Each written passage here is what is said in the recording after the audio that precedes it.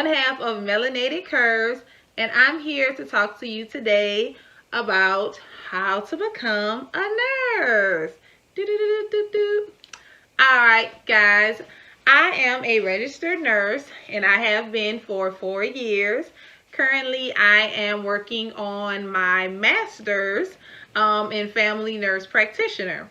So my journey has definitely had its ups and downs, and I really wish that I would have had someone to tell me what I would have to expect.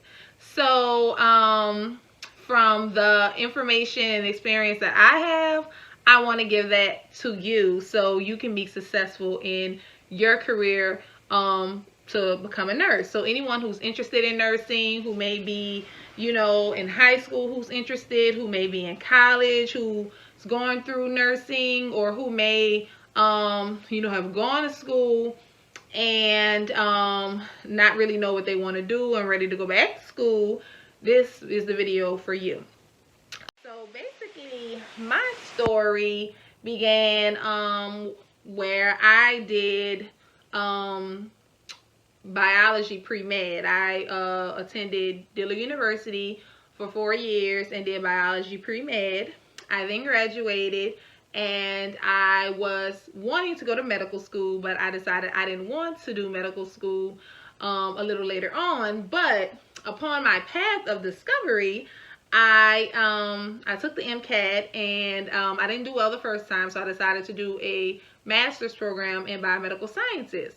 So I completed that course. I've completed that master's program, and then I took my MCAT while I was doing the master's program, and I did okay on it. But I decided, well, I did much better than I did the first time. But at that point, I was really tired of school, and I really didn't see myself doing another 4-year program at that point.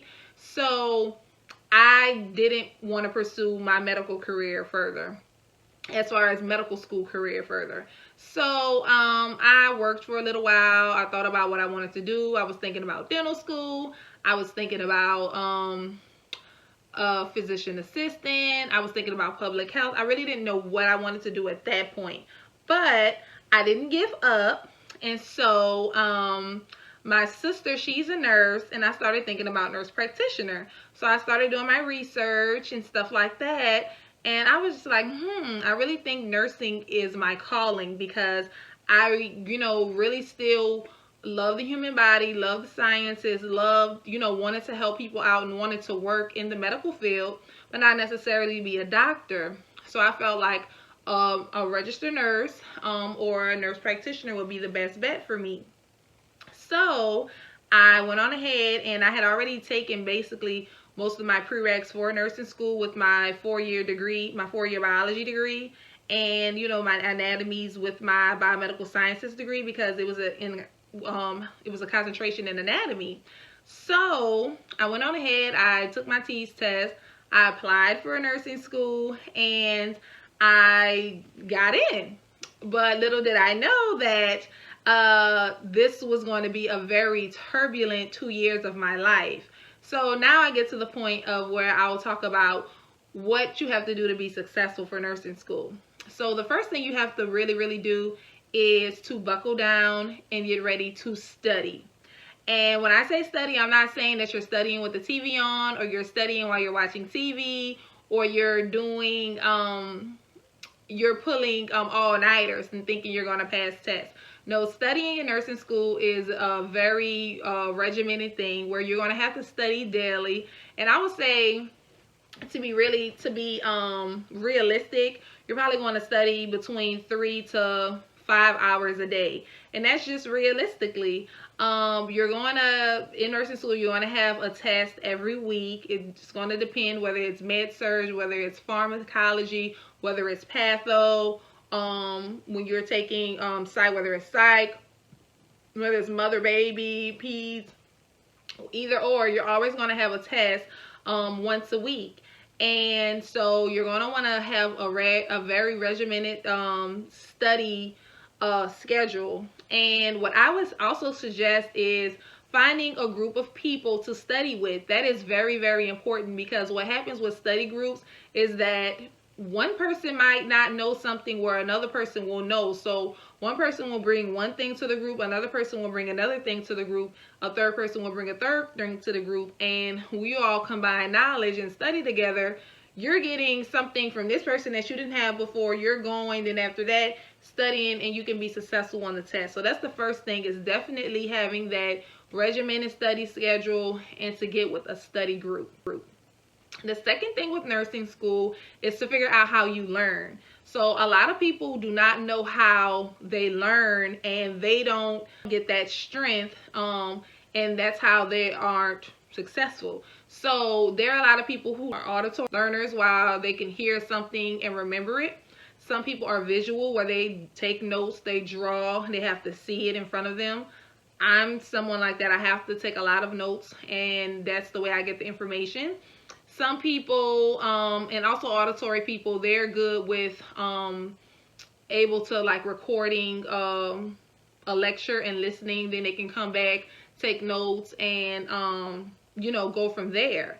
Or there's some people who are hands-on learners, and these hands-on learners, they do better more so in clinicals because they learn by doing. So it just kind of depends on knowing what kind of learner you are, and then honing in on that strength.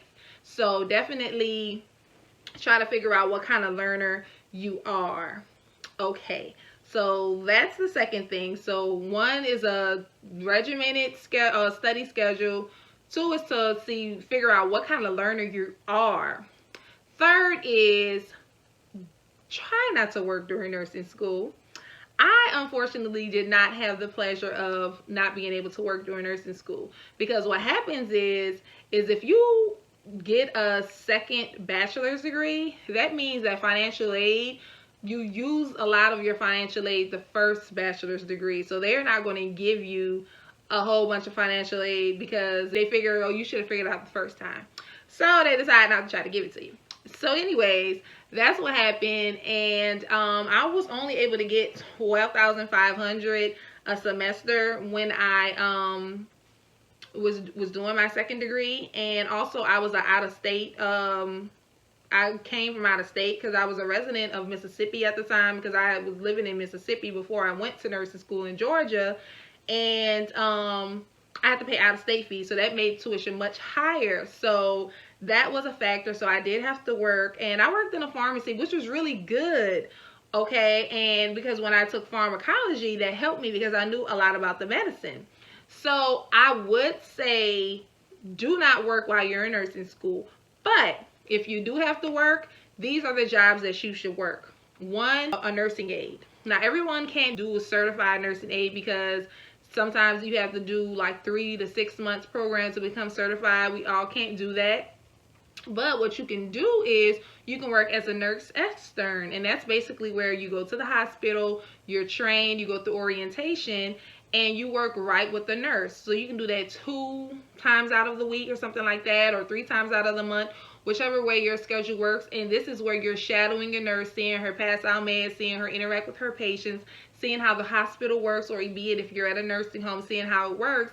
And that way you're getting experience of how to be a nurse. So when you get out on the floor as a new nurse, you're not confused and don't really know what to do like some of us were.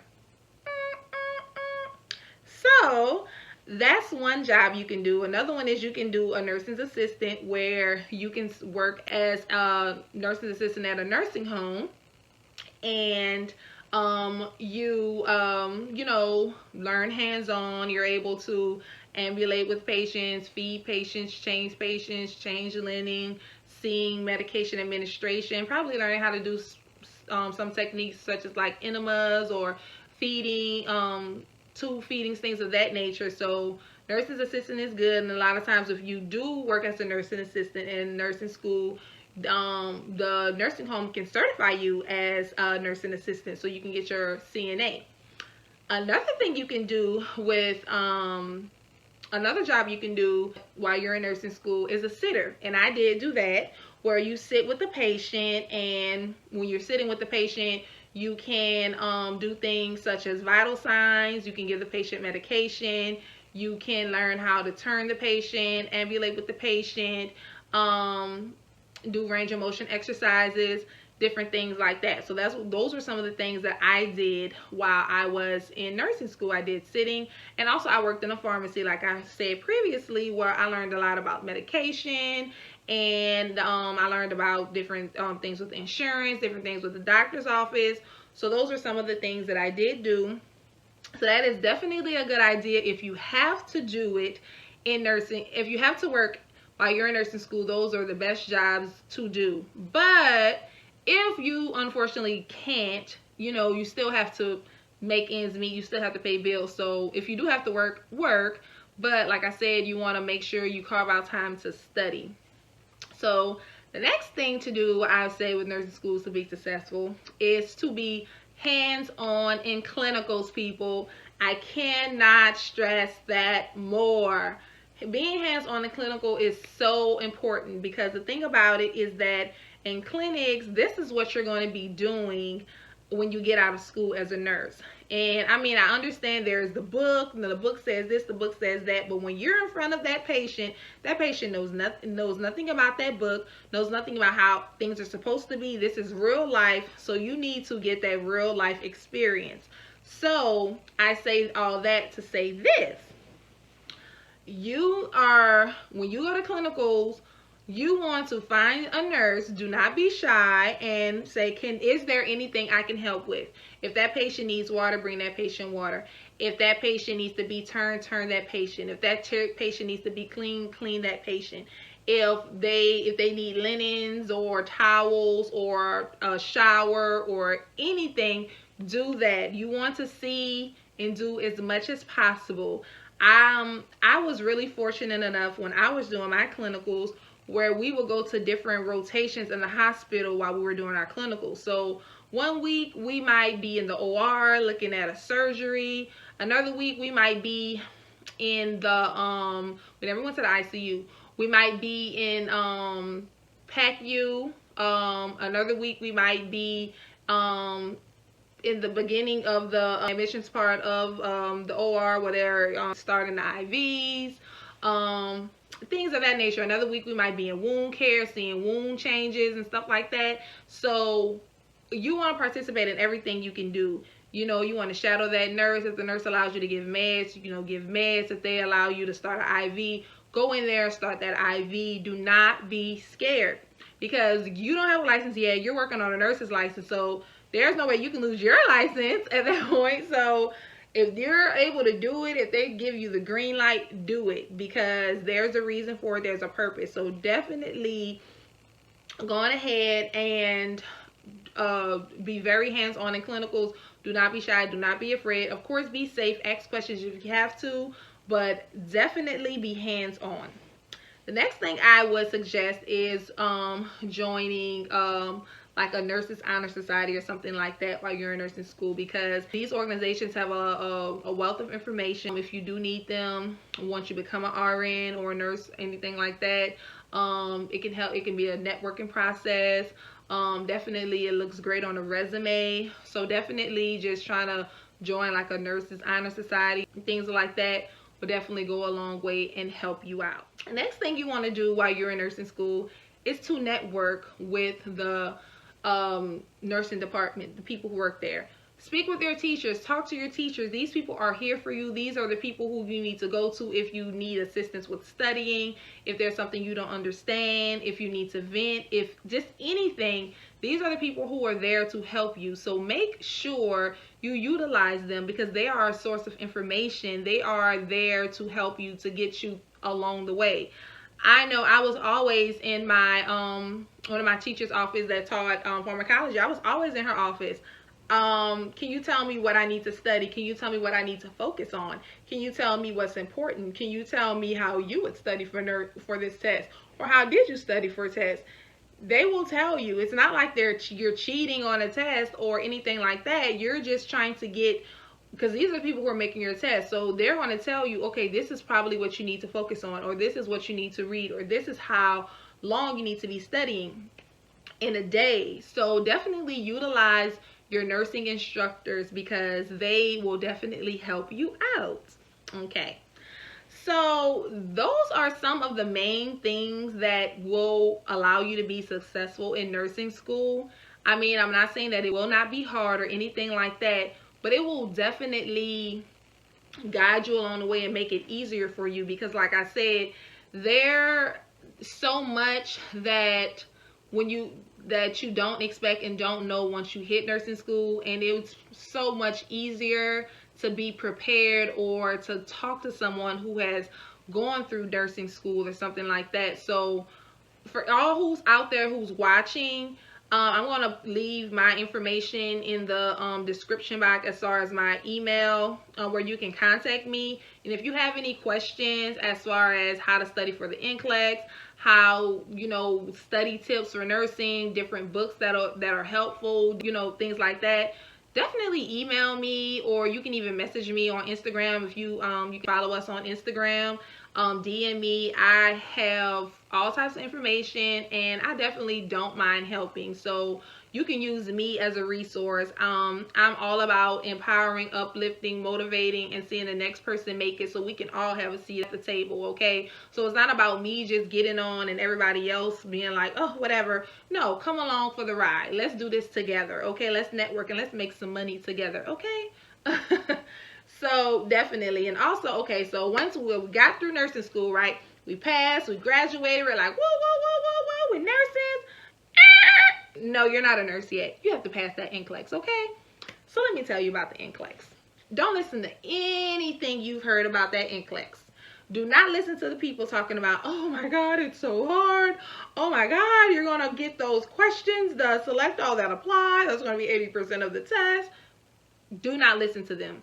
Everyone's NCLEX test is different, okay? There is no one NCLEX test that is the same. So do not listen to any of those naysayers, okay?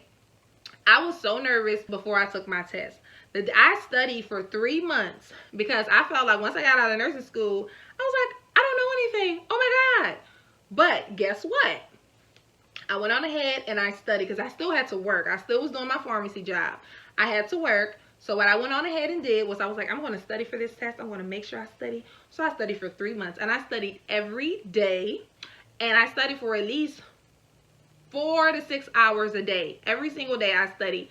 I utilized my HESI information, and I utilized Kaplan. And when I tell you, spoiler alert, everyone, please do the Kaplan test prep review for the NCLEX. That was the main thing that helped me pass that course. Okay, so this is the book that I am referring to as far as the Kaplan content test prep for NCLEX RN. And this book is amazing. So with my program, what we did was we paid for it with our tuition. So it was about $765. I'm sure you can pay for it out of pocket, but I'm telling you, people have to stop thinking, oh my God, it's almost $1,000. That's so much money. This is money to invest in yourself.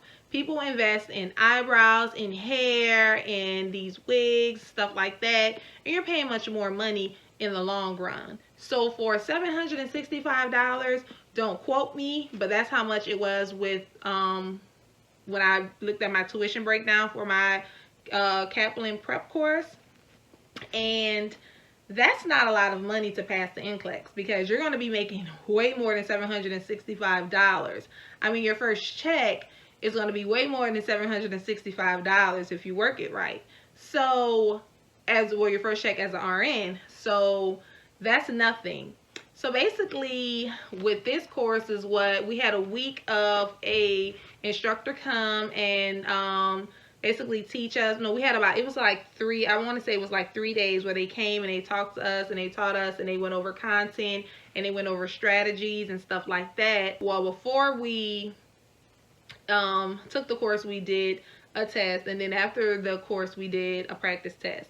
And so then after that we were left with content. So we had a variety of tests, prep tests to take, and we had this content book with all of the body systems and things like that, and it gave us strategies for how to answer the questions and things of that nature. And when I tell you, the there were some questions on the test prep that I literally saw on the exam. I do not know how they do it, but this is a wonderful book. It simulates the exact same environment, the same type of test. You might think, oh my gosh, I'm not really doing well on these prep tests. Like, oh my goodness. I'm telling you, if you're making at least a 70 or 80% on those prep tests before you take the NCLEX, you're going to pass, because those prep tests, they simulate the exact NCLEX. When I tell you, I literally thought that I failed the test because, one, I only got like, maybe I had 120 questions. I only got like maybe 5 to 7 select all that apply questions. All of my questions were single-ended questions, and I literally thought the test was too easy. I had to fail. So I was already thinking of my plan B of what I was going to do, since I didn't pass the boards. I was going to have to retake them. And when I saw the pass 2 days later, I was like, oh my gosh, I passed, oh my goodness. So I said all that to say is, do not listen to what people say about the NCLEX. Do not believe when people are saying the NCLEX is so hard and the NCLEX is impossible and these horror stories. If your test stop at 265, you failed, or if your test stop at 75, you passed. No, like I said, every test is different. You can't just say, oh, I got this one right, my last question I know I got wrong, so I failed. No, it's not like that, because I could have sworn I got my last test question wrong. I even looked it up and I was like, oh my god, I have to have gotten it wrong. I actually got it right. Well, I don't know what I got, but I know I passed it. So, passed the test. So, you can't just say, oh, I got my last test question wrong, so I know I failed it. No, it's not. That's not true. So, please just know to prep for the NCLEX. Do not listen to anything anyone says about the NCLEX as far as how hard it is, or you're not going to pass, and all this and that mumbo jumbo. Take your test, breathe, pray, and then click on your pass or fail, and hopefully you'll pass. So that leaves us now to me being in nurse practitioner school. Nurse practitioner school is just going to be a short spiel. Has been a lot easier than nursing school. I did it part-time because I do work full-time as a nurse, or for the most part of my nurse practitioner school career, I worked full-time as a nurse. Sometimes I've worked part-time because it's hard to do full-time and part-time. So I did part-time school, part-time work a lot of the times. But the nurse practitioner program has been, to me, much easier than my nursing program, because I've been more financially stable, and I'm not having to figure out, okay, I need to fix this on my car, I have to catch a ride to clinical because my car isn't working, or where was my next meal going to come from because No, I'm much more financially stable since I'm working as a nurse. So that was a big factor. Then my program is online, so it's basically kind of like you make your schedule. You know when you have a test, you know when you need to study, when you know when this assignment needs to be turned in. So that is definitely the easier part, as well as a lot of this information that you're seeing, again, you already know because you've been practicing. Because I practiced as a nurse for a year before I got into the program. And the clinicals, as far as with nurse practitioner clinicals, they are more so where you have to get the information from the patient, and you have to figure out, do your assessment, figure out what you think is going on, and then figure out your plan. So you're going to see that so much, because with this program I'm in, we're doing over 700 clinical hours. So you're going to see enough patients to know something when you start practicing as a nurse practitioner. So even with nurse practitioner clinicals, you just jump in there. Do not be afraid. Do not be afraid to touch. Do not be afraid to ask. Do not be afraid to do what you have to do so you can learn. So I'm just really, really excited. Almost done with this journey that started in 2012 with me applying to nursing school and then beginning nursing school in 2013. I finished in 2015, in December of 2015. Been working as I passed my NCLEX February 22nd of 2016, and 4 years, just a couple of days ago, I made 4 years being a nurse, began my nurse practitioner journey in August of 2017, and I'll be done in May of 2020. And I'm just so excited. I'm ready. I'm just ready to just help people out, give you the knowledge that I have, and extend a helping hand to whoever needs help. So I know this video is a little long, but if you're ready to try to go on this nursing journey, you can do it. You see me, West African girl from New Orleans, who did it. You can do the same. Peace, love, blessings. Remember to like, comment, and subscribe below. To all the people you know who want to be nurses, come watch this video. Contact Gigi if you need help, because Gigi got your back. Peace, love, blessings. Love you deep. See you later.